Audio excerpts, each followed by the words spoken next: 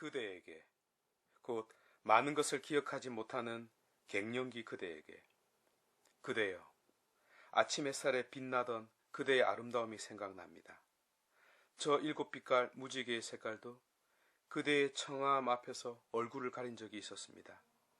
새 아침을 노래하던 참새들이 그대를 깨우고 웅장하기 그지없는 저 황홀한 석양이 그대의 모습을 그림 그리던 적도 있었습니다. 감히 쳐다볼 수 없는 태양의 눈부심과는 또 다른 그대의 눈부심, 황홀한 보석의 찬란함과는 또 다른 그대의 찬란함, 꿰물고 싶은 강아지의 사랑스러움과는 또 다른 그대의 사랑스러움, 달디 단 벌꿀의 달콤함과는 또 다른 그대의 달콤함, 이슬을 머금은 들꽃에 생겨하는 또 다른 그대의 생기발랄함, 감히 다른 곳에 눈 돌리지 못하게 하는 장미의 향기와는 또 다른 그대의 향기, 아카시아 사이로 흩날리는 바람의 부드러움과는 또 다른 그대의 부드러움, 밤하늘의 어두움을 가로지르는 별빛의 신비로움과는 또 다른 그대의 눈빛의 신비로움, 그 어떤 것을 입어도 자연스러운 들꽃의 옷과는 또 다른 그대의 옷치장, 맑고 고요한 초생딸의 미소와는 또 다른 그대의 미소는 그대를 보는 이로 하여금 지금 이 순간 이 세상을 살고 있는 기쁨을 주었고 행복을 주었습니다. 다른 곳이 아닌 바로 이곳을 유토피아로 만들어 주었습니다. 그대를 보고 있는 나 자신을 세상에서 가장 행운 있는 자로 여기게 해 주었습니다. 삶은 아름답고 생은 노래할 만한 그 무엇이었습니다. 이 존재의 기쁨, 이 관계의 기쁨, 이 사랑의 기쁨은 그 무엇과도 바꿀 수 없는 환희의 교향곡 그 자체였습니다. 그런데 어쩌다가 어느 순간에 도대체 무슨 일로 그대는 부끄러움도 모르고 말도 함부로 하고 아무 때 아무에게나 화를 내고 편하다고 몸빼이나 입고 파마에 신경이나 쓰는 여인이 되고 말았습니까? 아마도 저 세월이 흐른 탓이겠죠. 혹은 호르몬이 변하고 있을 수도 있겠고요. 그러나 아무리 그렇다 하더라도 담쟁이 덩쿨에 맺힌 영롱한 물방울, 곧 세상 모든 아름다움을 담고 있었던 그대의 눈망울이 어떻게 사라질 수 있습니까? 빨간 새악시의 미소를 머금은 연산홍 같은 그대의 볼은 언제 다시 볼 수가 있습니까? 어찌하여 나의 유토피아였던 그대가 우토포스, 곧 그 어디에도 없는 곳이 되고 말았습니까? 이런 끔찍스러운 변화를 두고 사람들은 갱년기라고 부르고 있더군요. 예컨대 책을 읽어도 곧 그 내용을 기억하지 못하니 책 읽어봐야 아무 소용없음을 깨닫고 아예 읽기를 그만두기까지 한다더군요. 특히 소설책을 읽을 때면 여러 사람들이 나오는데 몇 페이지를 넘어가다가 그 사람이 삼촌이었는지 그 여자가 이모였는지 혹 저 사람이 친구였는지 저 여자가 이웃집 사람이었는지 헷갈려서 처음으로 다시 돌아가서 읽었는지도 모르겠습니다. 그나마 이것은 다행인데 중간쯤 가다가 다시 헷갈려 처음으로 또 돌아갔다면 이는 보통 문제가 아닙니다. 하여 책은 덮어버리고 사과나 깎아먹고 친구에게 전화해서 잡담이나 하는 여인이 바로 그 유명한 갱년기 여인이라고 하던데요. 맞는가요? 또는 오늘 해야 할 일들, 곧 빨래를 돌리고 은행 가서 입금하고 세금 내고 시장 보고 학교 선생님에게 전화 걸고 아들 옷 한 벌 사는 계획을 세워놓고서는 친구에게서 걸려온 전화 한 통에 모조리 내일 할 일로 미루어 버리는 여인이 그러하다던데 맞는가요? 이런 갱년기 증상에 대해서 더 재미나는 일들도 나열할 수 있지만 그렇게 했다가는 맞아 뒤질 것 같네요. 이 이야기를 하는 이유는 그대를 놀려먹자고 한 것이 아니니 오해하지 말았으면 좋겠습니다. 저 또한 그대처럼 비슷한 일을 겪고 있기 때문에 곧 드라마를 보면 가슴속에서 뭔가 뭉컹거리고 노래를 들으면 나도 모르게 눈물을 글썽거리기도 한답니다. 오, 세월은 모든 이들의 적, 특히 신데렐라의 적이 아닐 수 없네요. 그러나 이자는 바로 신데렐라를 사랑하는 모든 남성들의 적도 됩니다. 왜냐하면 그녀 앞에 서고픈 자들에게 저 자격지심의 수치심을 안겨주기 때문입니다. 하여 공공의 적인 이 세월 앞에 힘든 시기를 보내고 있는 그대에게 그리스도라고 불리우는 예수라는 분을 소개해 드리고 싶습니다. 같은 동시대를 보내고 있는 자로서, 또한 비슷한 일을 겪고 있는 자로서, 나아가 서산으로 숨어 들어가는 일몰처럼 초라해진 나 자신을 바라보아야만 하는 자로서 그대가 겪고 있는 일이 남의 일이 아니기에 그대에게 위로와 희망을 주실 특별한 분과의 만남을 주선하고 싶은 것입니다. 그분이 특별한 이유는 그분이 그대를 변함없이 아름답게 보고 있기 때문에, 또한 본래의 그대의 아름다움을 여전히 보고 계실 뿐만 아니라 지금 이 모습도 아름답게 동시에 사랑스럽게 보고 계시기 때문입니다. 정말입니까? 정말입니다. 그분의 눈은 특별하여 그대 안을 꿰뚫어 볼 수 있고 그대의 마음그릇에 담긴 변함없는 저 청춘도 보고 있습니다. 그대가 세상 모르고 지냈던 사춘기 소녀의 그 순간을 그분은 잊지 않고 있습니다. 아니, 여전히 그대를 사춘기 소녀 때의 그 맑은 모습 그대로 보고 있습니다. 왜냐하면 그분은 다른 자들과 달리 시간을 초월하는 능력이 있기 때문입니다.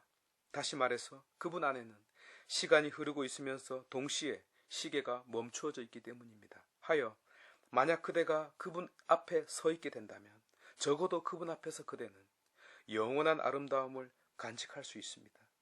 시들지 않는 청춘을 지닐 수 있습니다. 멈추지 않는 산들바람이 될 수 있습니다. 쉴 새 없는 웃음을 머금을 수 있습니다. 그 누구도 만져본 적이 없는 눈부신 보석이 될 수 있습니다. 그 어떤 색으로도 채울 수 없는 단풍이 될 수 있습니다. 그 어떤 음으로도 표현할 수 없는 노래를 부를 수 있습니다. 말하자면 그대는 순수함을 간직한 어린 아이와도 같기 때문에 그대는 영원히 잊혀지지 않는 존재, 아니 잊혀질 수 없는 존재, 따라서 영원히 기억될 수밖에 없는 저 하늘의 빛나는 별이 될 수 있답니다. 그분을 만나고 싶지 않습니까? 슬픔 속에 있는 그대, 곧 우울한 그대에게, 그대여, 슬픔을 겪고 있나요? 무엇 때문에 울고 있습니까? 왜 그대의 마음이 이토록 어둡고 우울합니까? 사랑하는 이가 멀리 떠났나요? 아니면 주식으로 재산을 날렸나요? 아들, 딸이 말을 듣지 않나요? 친구와 크게 싸워서 헤어졌나요? 아니면 골치 아픈 소송이 걸렸습니까? 남편이 실직했나요? 아이가 치유될 수 없는 병에 걸렸나요? 부모님이 치매가 걸렸나요? 무슨 이유로 그대는 아무 말 없이 저 창백한 하늘을 바라보고 있습니까? 그런 그대를 보고 있는 나 또한 마음이 무거워지네요.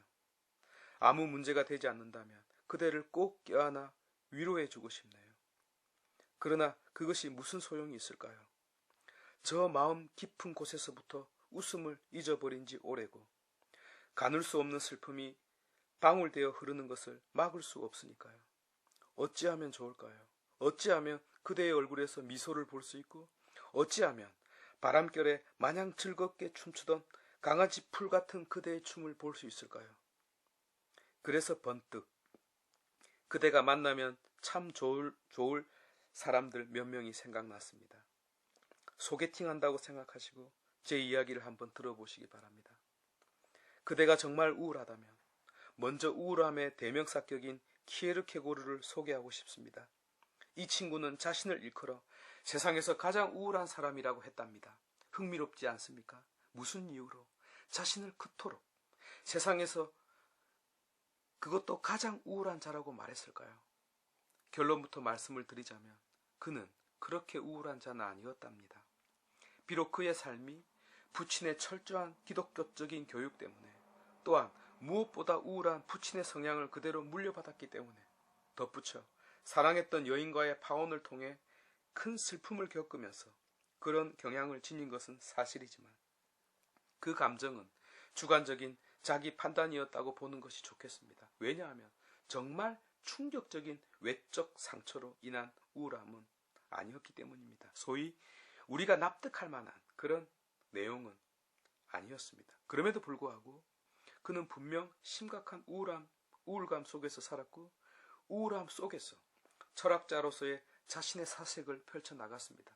그러니까 그의 우울함은 철학적인 사색을 통하여 더욱 깊게 증폭되었다고 보는 것이 더 어울릴 것 같네요. 이 정도에서 그의 소개는 마치고 로마노 과르디니가 키에르케고르를 생각하며 썼던 글, 곧 우울한 마음의 의미에 대한 책 내용을 간단하게 말씀드리고 싶습니다.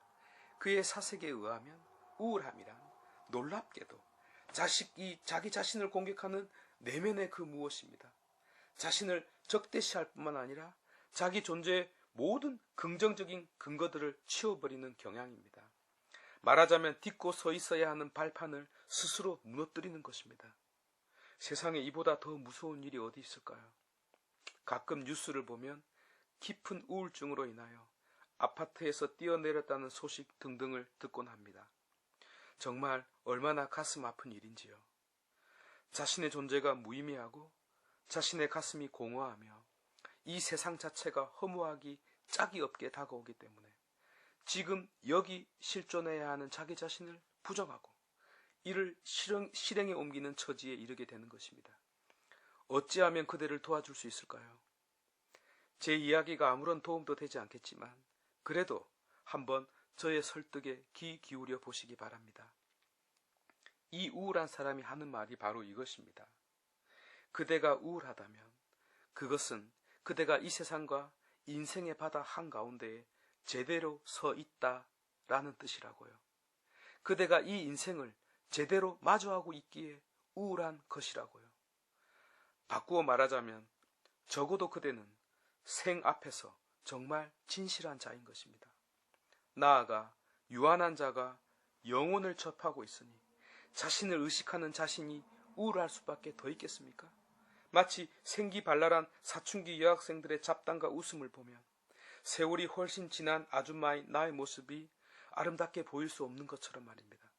그렇지만 그는 반대로 이렇게도 말하고 있답니다.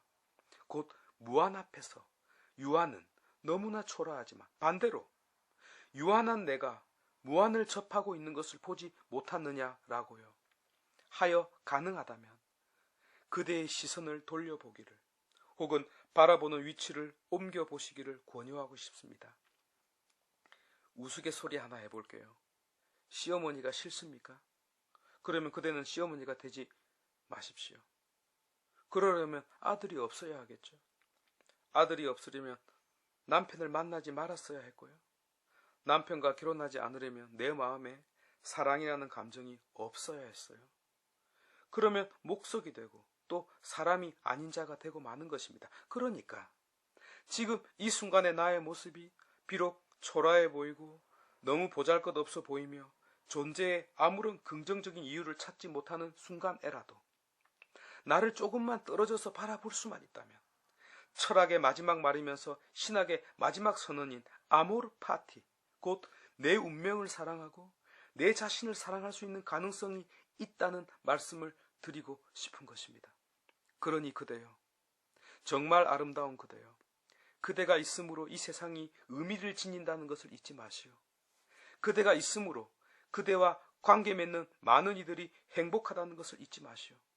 그대가 있어야만 그래도 이 세상이 슬픔 한가운데에서도 웃을 수 있다는 것을 잊지 마시오. 그대, 곧 우울한 그대로 말미암아서 정작 우울한 마음이 발 디딜 곳이 없음을 잊지 마시오. 소개하고픈 다른 한 분은 보리수 나무 아래에 앉아 계셨던 분이셨습니다. 그분 또한 심각한 우울함으로 고생한 분이셨습니다. 여지껏 저는 그분의 웃는 모습을 본 적이 없답니다. 아마 그대도 보지 못했을 것입니다. 이유가 있는데요. 그대와 같은 많은 사람들이 우울해하기에 당신은 웃을 수 없었답니다. 그렇다면 그분에게서 찾을 수 없는 웃음, 곧 그분의 우울함에 관심이 생기지 않습니까? 그대여, 어느 날 한 여인이 그분을 찾아왔더랍니다. 죽은 아들을 살려달라고 말이죠. 그때 그분이 이렇게 말씀하셨답니다. 사람이 한 번도 죽어나간 적이 없는 집을 찾아 겨자씨 한 줌을 얻어오면 살려주겠노라고 말이죠. 그녀는 온 동네 집들을 다 돌아다녔지만 죽은 적이 없는 집을 찾지는 못했답니다. 제가 그대 속을 파 디비려는 것이 아니라 우울한 마음은 누구에게나 있다는 말씀을 드리고 싶은 것입니다. 아픔과 슬픔을 상대화할 수 있는 것, 바로 이것이 세상을 살아가는 비결이 될 수 있음을 말해주고 싶네요. 사실 많은 이들도 우울합니다. 아니, 세상에서 우울하지 않는 자가 없답니다. 하지만 그래도 웃고 살려고 한답니다. 삶이 슬프지 않아서가 아니라 더 이상 슬프고 싶지 않기 때문입니다. 그리고 한 분이 더 있답니다. 그분은 그리스도라고 불리우는 예수라는 분입니다. 그대가 슬프지 않다거나 그대의 우울함은 별것이 아니라는 말을 할 생각은 추호도 없습니다. 내 손톱 속에 박힌 가시는 참 아픈 법이니까요. 그렇지만 정말 고개를 들어서 다른 사람들의 슬픔과 눈물을 한번 보시기 바랍니다. 그분은 십자가에 달린 죄수처럼 죽어야 했었는데요. 그분은 다른 이들의 잘못을 전부 대신 짊어지고서 죽었답니다. 그 어미가 이 아들의 죽음을 품에 안았을 때 그 어미의 심정이 어떠했을까요? 앞서 아들을 잃은 여인과 이 어미가 남은 평생 동안 웃을 수 있었을까요? 이 어머니들도 그대처럼 우울하지 않았을까요? 아니, 더 우울하지 않았을까요? 얼마나 우울했으면 죽은 아들을 안고 있던 그 어미가 아들 얼굴이 아닌 다른 곳을 멍하니 쳐다보았겠습니까? 세상 그 누가 그 어미의 슬픔을 헤아릴 수 있으며 그 아픔을 위로할 수 있겠습니까? 아무도 없습니다. 마찬가지로 아무도 그대의 우울함을 어루만져 줄 수 있는 이는 없을 것입니다. 오직 저 깊고 깊은 우울함 속 쓰디쓴 눈물을 삼킨 자가 아니면 말입니다. 참으로 삶이 우울하다는 것을 아는 자만이 그대와 대화 상대자가 될 수 있을 것입니다. 바로 그분이 그리스도입니다. 그분은 세상의 모든 슬픔을 전부 짊어지셨고 세상의 모든 죄를 뒤집어 쓰셨고 세상의 모든 아픔을 껴안았으며 세상의 모든 눈물을 마신 분이시기 때문입니다. 하여 이분은 분명 그대보다 더 우울한 분이십니다. 그런데 왜 더 우울해지게 이런 분을 소개하느냐라고요? 그분은 사람 속 깊이 자리 잡은 슬픔과 절망을 뿌리채 뽑아내는 분이시기 때문입니다. 복음서라는 책이 4권 있는데요. 이 책들의 많은 내용들이 아픔을 치유하고 슬픔을 어루만질 뿐 아니라 흐르는 눈물을 닦고 절망으로부터 일으킨 사건들이랍니다. 사실이다 아니다를 따지기 전에 그들을 대하는 그분의 따뜻함과 너무나 인간적인 그 마음을 그대에게 전해주고 싶었기 때문입니다. 사실 우울한 그대에게 가장 필요한 자가 이렇게 따뜻한 마음을 지닌 자가 아니었던가요? 그대를 위로하겠다는 많은 이들, 곧 오빠라고 불리우는 이들은 10중 8구 발톱을 감춘 늑대들일 가능성이 농후합니다. 이 세상에서 그대를 참으로 위로할 수 있는 자는 하느님과 똑같은 마음을 지닌 자밖에는 없답니다. 그런데 바로 그분, 곧 하느님과 똑같은 마음을 지닌 자가 딱 한 분 있는데 그리스도라고 불리우는 예수라는 분이니 꼭 그분을 만나 보시길 바랍니다. 그 누구보다도 가장 우울한 인생을 마친 바로 그분을 말입니다. 똑똑한 그대에게, 곧 세상 모든 것이 만족스럽지 못한 지성인인 그대에게, 피에르상소의 느림의 철학에 소개되는 사람들, 곧 무엇이든지 금방 해내고 앞서가고 따라잡는 사람들은 분명 평범한 이들과는 다른 점들이 있습니다. 그들의 능력은 특별하여 시간 대비 노력이 효율적이며 놀라운 결과를 냅니다. 또한 그들은 손쉽게 목표를 달성하고 무엇을 하든지 다른 이들의 찬사와 부러움을 삽니다. 그들은 다른 사람들과 함께 어울리고 놀면서도 책이란 책은 싸그리 다 읽고 온갖 지식을 백과사전처럼 습득하는 일명 재수 없는 사람이기도 합니다. 차원이 다른 그들의 지적인 능력 때문에 낙담을 하고 절망하는 이들도 종종 있죠.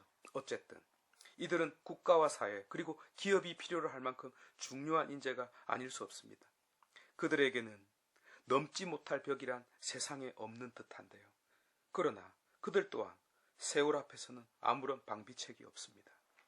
오죽했으면 늙으면 똑똑한 자나 무식한 자, 배운 자나 못 배운 자나 똑같다라는 말이 있겠습니까?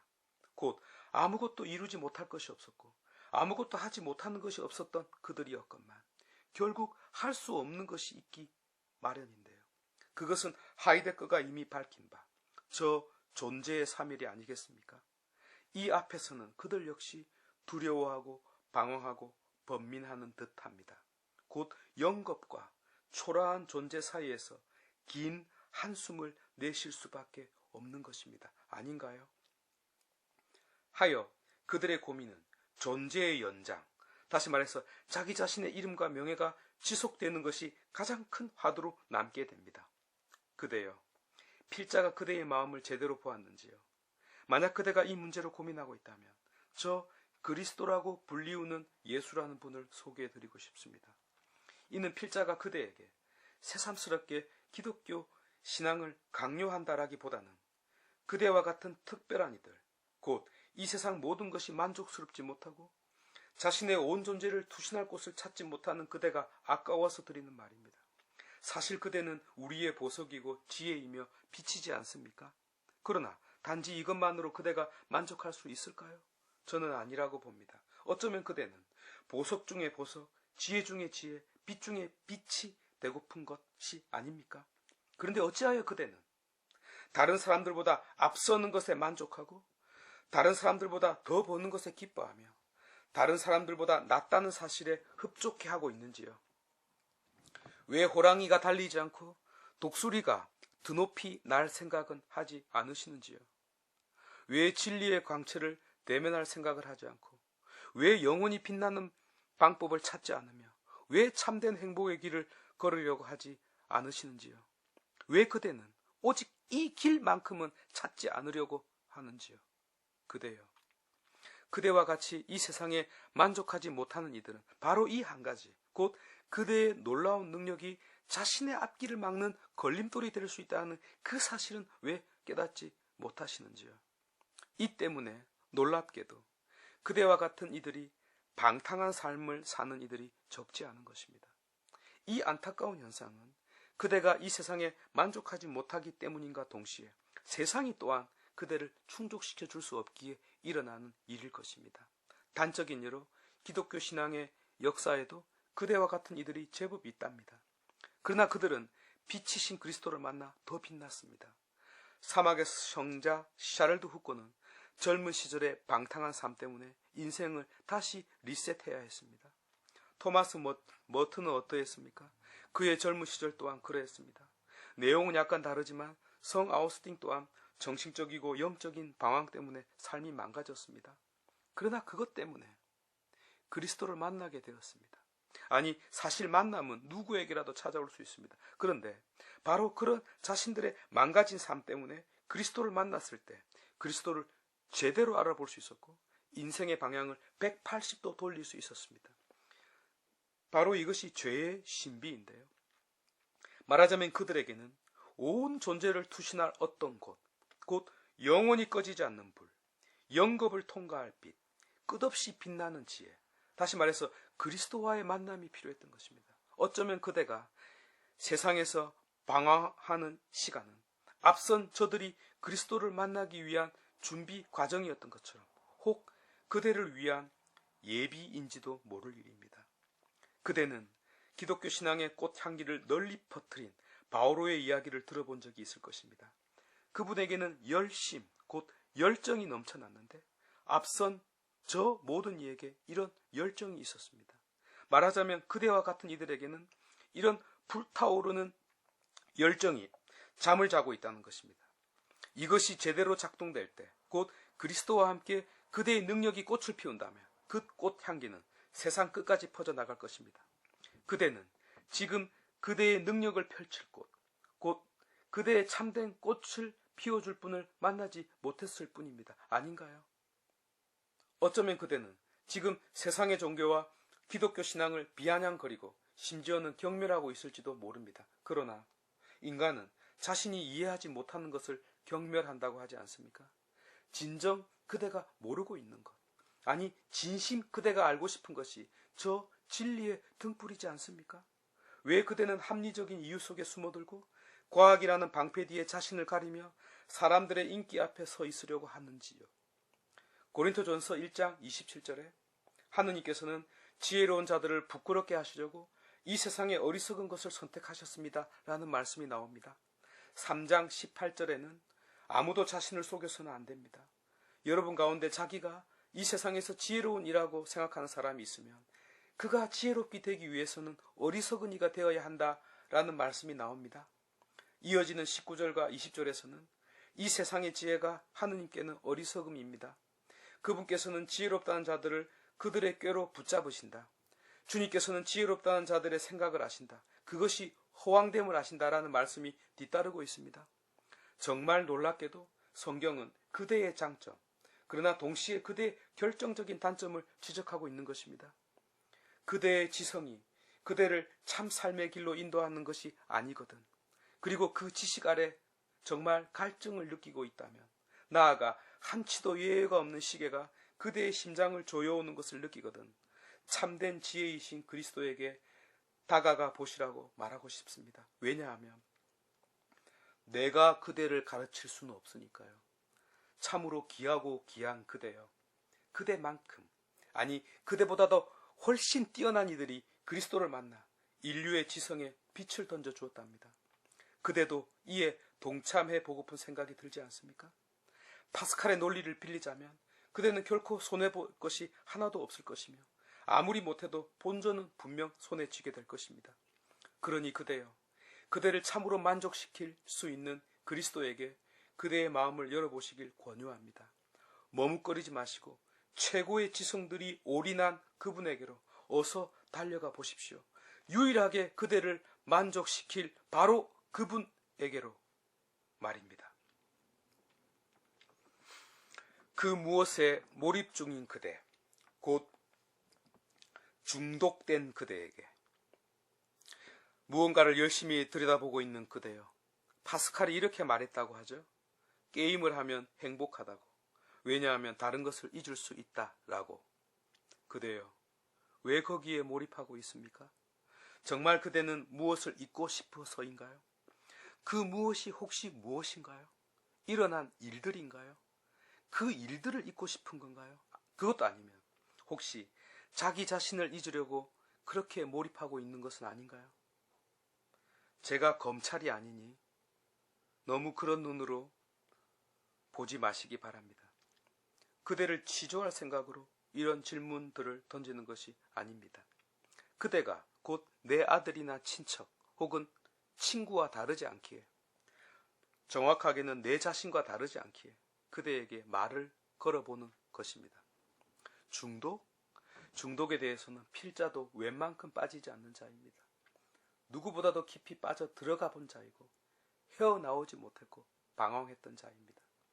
그 무엇을 잊기 위하여 마치 시지프스의 신하처럼 끝없이 클릭하는 내 손가락을 막을 길이 없었습니다. 내 일상의 삶은 망가지고 해야 하는 일은 못하고 삶이 엉망진창된 적이 한두 번이 아니올시다. 그런 내가 그대를 단죄하려고 말을 거는 것이 아니니 경계심을 풀어주시길. 이 세상에서 유일하게 공부에 중독된 자, 곧 공부벌레를 제외하고 그 무엇에 빠진 자를 고운 시선으로 바라보는 경우를 저는 거의 본 적이 없습니다. 어쩌면 그대도 좋은 말은 듣지 못하고 있을 것입니다. 그러니 컴퓨터에서 그대의 눈을 잠시 떼고 이 말을 들어보시기 바랍니다. 내가 잊으려 했던 그것은 내가 다른 것을 한다고 하여 없어지지 않더이다. 그건 그저 잠시 동안의 잊음에 불과하더이다. 그 잊음은 결코 해결이 아니었더이다. 또다시 맞닥뜨려야 할 고통이더이다. 그렇지 아니한가요? 어쩌면 그 무엇에, 곧 그 한 곳에 집중적으로 몰입하는 것은 거기에 들어가는 것이 아니라 오히려 도피이지 않을까요? 그대와 다르지 않은 내가 이를 정확하게 표현하지 않았습니까? 도피하는 그대여, 이제는 숨을 고르고 돌아와야 할 자리를 신중하게 생각해 봅시다. 우리는 시간 내 존재이기에 마냥 시간이 우리를 기다려주지 않습니다. 저 태양이 지기 전에 해야 할 일을 하고 잠자리에 들어야 합니다. 하여 그대에게 그리스도라고 불리우는 예수라는 분을 소개해 볼까 합니다. 왜냐하면 그분은 참으로 자유로운 분이시기 때문입니다. 그 무엇에도 얽매이지 않았고 그 누구에게도 속박당하지 않았으며 그 어떤 것에도 붙잡히지 않았기 때문입니다. 세상에서 이렇게 자유로운 분을 찾을 수 없다는 바로 이 점이 그분을 찾아야 한다는 반증이 됩니다. 하여 어딘가에 몰입해 있는, 아니 다른 곳으로 도피 중인 그대여, 저 자유의 바람을 쐬고 싶지 않습니까? 자유의 물에서 헤엄을 치고 싶지 않습니까? 자유의 숨을 들이마시고 자유의 함성을 지르고 싶지 않습니까? 왜 그대가 고작 그 딴 것에 그대의 온 존재를 동원하는 것입니까? 그대 안에는 참으로 자유를 갈구하는 영이 있답니다. 그 영은 자유의 공기를 넣어주어야만 생기 있게 활동을 합니다. 그 생기는 정신을 새롭게 하고 정신이 새로워지면 그대의 몸도 힘을 되찾게 되는 것입니다. 그러니 지금까지 우리는 점점 더 깊이 빠져드는 진흙 속에 한 발 한 발 내딛고 있었던 것입니다. 이제는 목에 진흙이 가득 차올라 숨쉬기조차 힘든 지경에 이르렀어야 비로소 숨을 자유롭게 쉬고 싶은 생각이 들게 되었습니다. 아닌가요? 그래서 더더욱 지금의 내 자리를 피해야 하는 것입니다. 그리고 자유가 있는 곳, 자유를 마실 수 있는 곳, 자유를 살 수 있는 곳, 다시 말해서 자유를 지닌 분에게로 고개를 돌려 힘껏 달려가 보시길 바랍니다. 그러면 말씀이신 그분은 중독된 그대에게 참으로 중독되어야 할 곳으로 안내하실 것입니다. 빙고! 그 무엇에 깊이 빠질 수 있는 그대에게 딱 들어맞지 않겠습니까? 만약 그대가 책에 중독된다면 지혜의 스승이 될 것입니다. 그대가 사색에 중독된다면 철학자가 될 것입니다.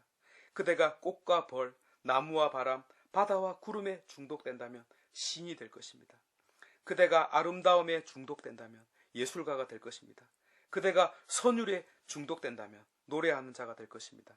그대가 그리스도에게 중독된다면 위대한 성인이 될 것입니다. 곧 그대가 진선미에 중독이 된다면 마치 파트리크 쥐시킨트의 명작인 향수의 마지막 순간처럼 바로 이 세상 모든 사람들이 오히려 그대에게 중독되기를 원할 것입니다. 중독된 우리가 참으로 도착할 곳이 바로 이곳입니다. 그런데 이 말을 듣고 그대가 궁금하게 생각하는 질문이 있을지도 모르겠다는 생각이 들었습니다. 그 질문은 왜 그대의 중독은 나쁘고 내가 제시하는 중독은 좋은 것인가라는 의문일 것입니다. 그렇지 않나요? 결국 같은 중독이지 않는가? 다시 말해서 무슨 차이가 있는가라는 점이 아닙니까? 중독된 그대요.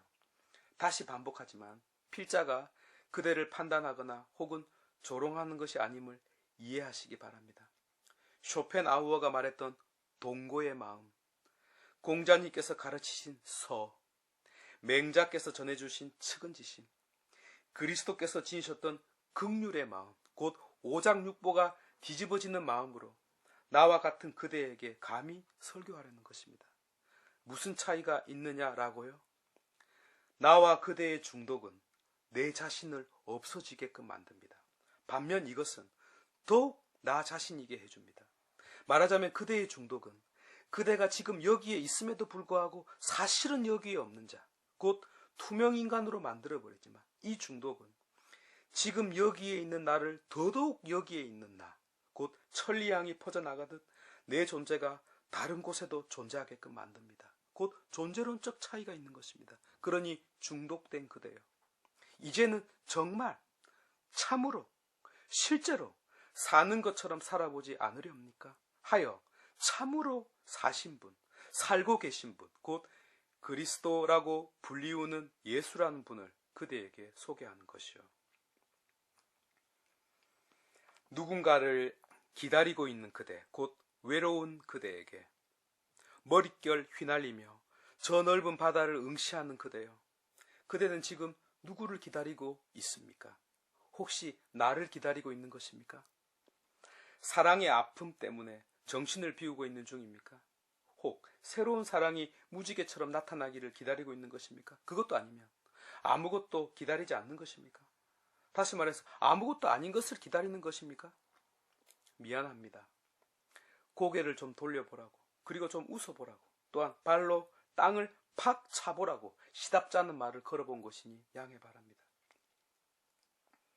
중학교 다닐 때의 일입니다. 학교에 가려면 버스를 1시간 넘게 타고 가야 했답니다. 어느 날 창밖을 바라보니 사람들이 그렇게 많이 모인 정류장에 한 중년의 여인이 땅바닥에 주저앉아 울고 있었습니다. 무슨 일로 그 여인은 그 이른 아침부터 부끄러움도 모른 채 풀어진 머리 그대로 신발도 없이 그렇게도 서럽게 울고 있었을까요? 온갖 상상을 다 해보았지만 알 길이 없었습니다. 부처님께서 여인의 울음에는 쏟지 말라고 당부하셨지만 웬일인지 지금까지 그 여인의 모습이 지워지지 않습니다. 이상하리만치 내 가슴 속 저 깊은 곳에 그 여인의 흔적이 남아 있습니다. 그때 저는 슬픔을 보았습니다. 또 눈물도 보았습니다. 또 절망도 보았습니다. 연민을 느꼈고 가슴이 아팠고 애절함에 피가 솟구쳤습니다. 버려짐 혹은 떠남 아니면 외로움이 물밀듯이 그녀를 덮쳤을까요? 그 여인 앞에는 사실 그 누구도 그 무엇도 곧 아무것도 없었던 것입니다. 그래서 그렇게 앉아 오열할 수 있었던 것이죠. 오직 찢어진 마음과 멈추어버린 시간, 그리고 혼자됨이라는 깊은 탄식, 곧 일어나면 안 되는 그 일이 일어나서 심장을 찢고 찾아오면 안 되는 그 시간이 찾아와서 발목을 잡고 마주치면 안 되는 혼자됨과 마주쳐서 그녀의 인생을 멈추어 세웠던 것입니다. 반면 이런 생각도 해보았답니다.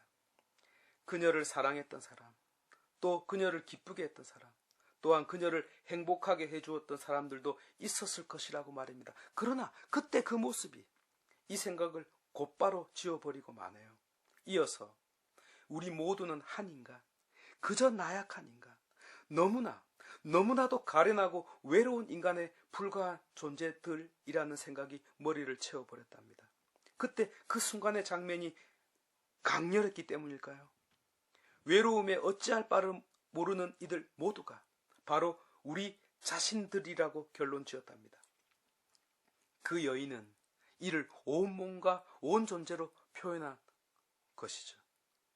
제가 유심히 보았기 때문인지는 모르겠지만 성경을 읽으면서 이를 묘사한 장면을 의외로 많이도 접하게 되었답니다. 함께라는 것이 이토록 중요하다는 점, 곧 혼자됨, 외로움에 처해지면 우리 인간은 살 수 없다는 것을 깨닫게 되었답니다. 오죽했으면 하느님의 이름이 함께라는 뜻이겠습니까? 그래서 외로운 그대에게 오빠가 아닌 그리스도라고 불리우는 예수라는 분을 알려드리고 싶습니다. 그리스도는 하느님, 곧 그분 이름이 함께라는 뜻을 지닌 하느님임과 동시에 우리와 똑같은 처지가 되시고 우리를 이 처지에서 일으켜 세우실 분이라는 뜻을 아울러 지니신 분이랍니다. 성경 전체를 통하여 함께라는 말이 가장 많이 나옵니다. 그 이유는 당연한데요. 그분의 이름이기 때문이기도 하고 외로운 처지에 놓인 이들이 너무나도 많기 때문입니다. 이스라엘의 영도자 모세의 이야기를 잠깐 언급할게요. 그는 80년을 외롭게 지냈답니다. 태어나자마자 40년은 가족과 헤어졌고요. 다른 40년은 같은 민족에게 버림받아 혼자가 되었답니다. 하여 저 멀리 산속 깊은 곳에 도망가 살면서 아들을 낳았는데요. 자기 아들 이름을 게르솜, 곧 이방인, 나그네라고 지었답니다. 그 얼마나 외로움에 몸소리 쳤을까요? 이렇게 거의 죽을 때가 다 될 때까지 혼자 외롭게 지냈는데요. 그 이름이 함께라는 뜻을 지닌 분께서 나타나시어 그를 설득했답니다. 결국 그는 그분에게 설득당했는데요. 그 이유가 그 이름이 함께라는 뜻을 지닌 분께서 그와 함께 하겠다는 바로 그 말 한마디 때문이었답니다. 다른 모든 예언자들도 너와 함께 하겠다라는 바로 이 약속을 들은 후에야 길을 떠났답니다. 그리고 그 어떤 어려움과 고난이 닥쳐오더라도 전부 견딜 수 있었는데요. 그 바탕은 이 함께라는 약속 때문이었답니다. 참으로 외로운 그대요. 미안하지만 그대만 외로운 것이 아닙니다. 70평생을 함께 살아온 부부가 각자 저에게 정말 외롭다고 말하더이다. 말하자면 함께 있는 것이 함께 있는 것으로 여겨지지 않았다는 뜻입니다. 왜 그럴까요? 그것은 마음을 채워주지 못했기 때문입니다. 그런데 우리 각자는 사실 너의 마음을, 그의 마음을, 그들의 마음을 온전히 채워줄 수 있는 존재가 아니랍니다. 라틴어 속담에 네모 닷 꾸엇 논 하벳 이라는 말이 있답니다.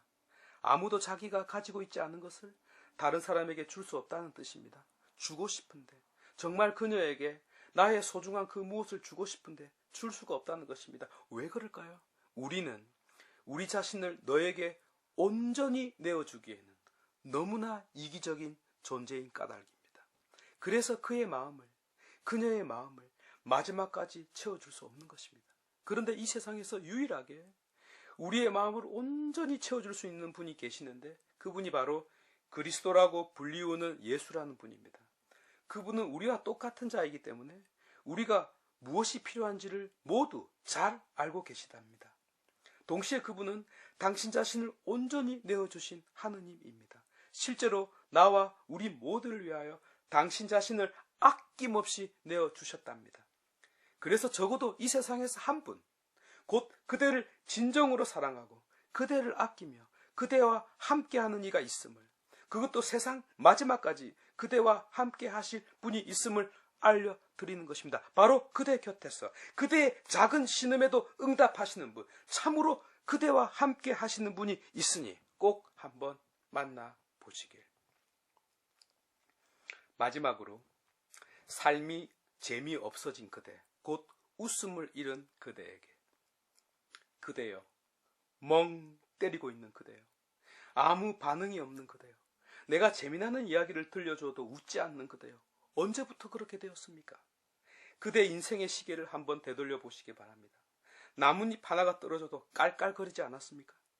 남학생이 말을 한 번만 걸어도 하루 종일 웃지 않았습니까? 지나가는 강아지만 보아도, 작은 선물을 받고도 폴짝 뛰지 않았습니까? 어쩌다가 이제는 금반지를 받아도 아무 반응이 없는 것입니까? 어쩌다 그렇게 비판적인 자가 되었습니까? 그 사람의 아름다움과 매력이 웃음에 있다는 사실을 아십니까? 웃지 않는 사람에게는 접근이 불가능합니다. 그러니까 웃음은 만남의 문입니다. 웃음은 그 사람의 살과 같고 그가 입고 있는 옷과 같습니다. 곧 그의 온 존재를 드러내주는 것입니다. 우리는 웃음을 통하여 너를 알게 됩니다. 아니, 나 자신을 알리게 됩니다.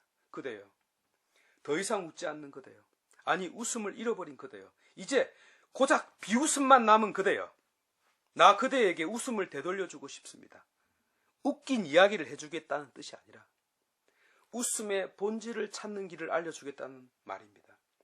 필자가 처음 신부가 되었을 때 평생을 갇혀 사는 이들, 곧 세상으로부터 스스로를 수인처럼 만들며 살아가는 수도원에 갔던 적이 있었습니다. 그 이름 가르멜입니다. 가가멜이 아닙니다. 이분들의 얼굴은 정말 해맑기 그지없는데 그 까닭은 그래도 순수한 모습을 간직하고 살기 때문입니다.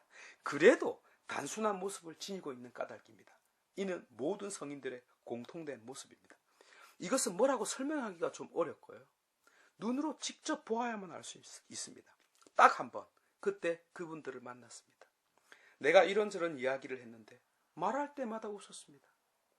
사실 이거 하나만 보아도 나머지 모든 삶을 알 수 있었고 느낄 수 있었습니다. 내가 무슨 용한 무당이어서 아는 것이 아닙니다. 그대로 느껴지고 다가옵니다. 참 기쁘게 살고 있다는 사실 그대로를 알 수가 있었습니다. 다른 말로 하자면 감옥에 있는 자는 기쁘게 살고 이 세상에 있는 자는 기쁘지 않게 산다는 것입니다. 이 체험 또한 오래오래 뇌리에 박혔습니다. 웃음을 잃은 그대여, 아니 이미 심각한 상태에 있는 그대이니 제 말을 심각히 들어보시기 바랍니다. 구약 성경에 사울이라는 위대한 왕이 있습니다. 첫 등장은 화려했지만 마지막은 초라했습니다. 그런데 그 마지막을 스피릿이 그를 떠났다라는 말 한마디로 마칩니다. 왜 떠났을까요? 그가 웃음을 완전히 잃어버렸기 때문이었습니다. 영조차 그 안에서 숨을 쉴 수 없었던 것입니다. 말하자면 웃음이 떠났다는 것은 생명의 영이 떠났다는 것과 같은 말입니다.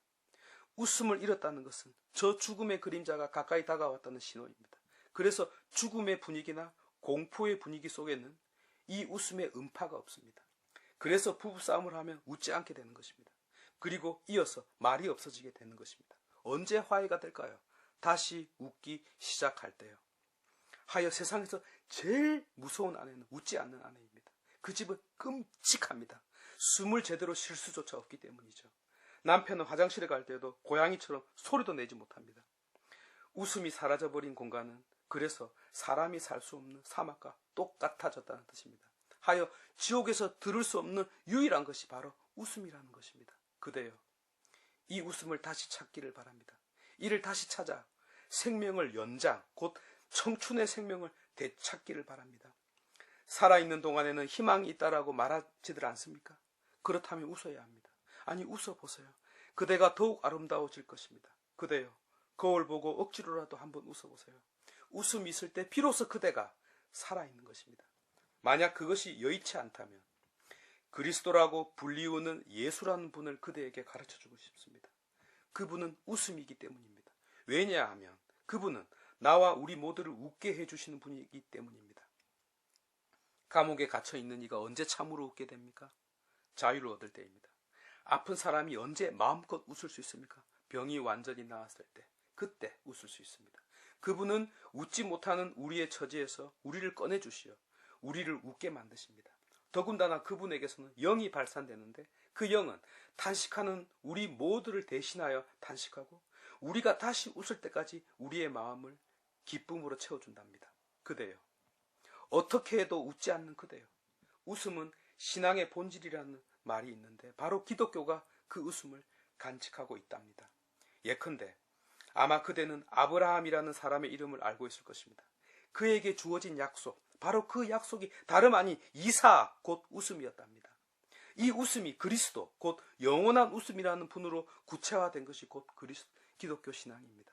그러니 웃음을 잃은 그대여, 마음껏 웃을 수 있는, 아니 영원히 웃을 수 있는 분을 알고 싶지 않습니까? 그대가 웃을 때 그대의 생명이 충만해질 뿐만 아니라 이 세상도 살아있게 된답니다. 진짜 마지막으로 귀 기울여 듣고 있는 그대, 곧 아무에게나 잘 쏘가 넘어가는 그대에게 본디 이야기는 끝이 있는 법, 그렇지 않으면 사족이 되고 말기 때문에 멈출 줄도 알아야 하는 법입니다. 필자가 그대라고 부르고 싶은 그대가 너무 많아서 전부 나열할 수가 없습니다. 하지만 멈추어야 합니다. 이것만으로도 충분합니다. 왜냐하면 이야기의 원리가 똑같이 반복되기 때문입니다. 혹자가 자신에게 해당되는 이야기를 들을까 하고 귀를 쫑긋 세우고 기다렸는데 듣지 못했다 하여 실망하지 마시기 바랍니다. 자신의 문제에 필자의 이 원리를 그대로 적용하면 되기 때문입니다. 그럼에도 불구하고 내가 직접 이야기해 주기를 바란다면 이 말씀을 해드리고 싶습니다. 그대여, 꿈 깨시오. 그대 아닌 그대의 이야기에 귀를 쫑긋 세워 깊이 경청해 주셔서 감사합니다 라고 말입니다.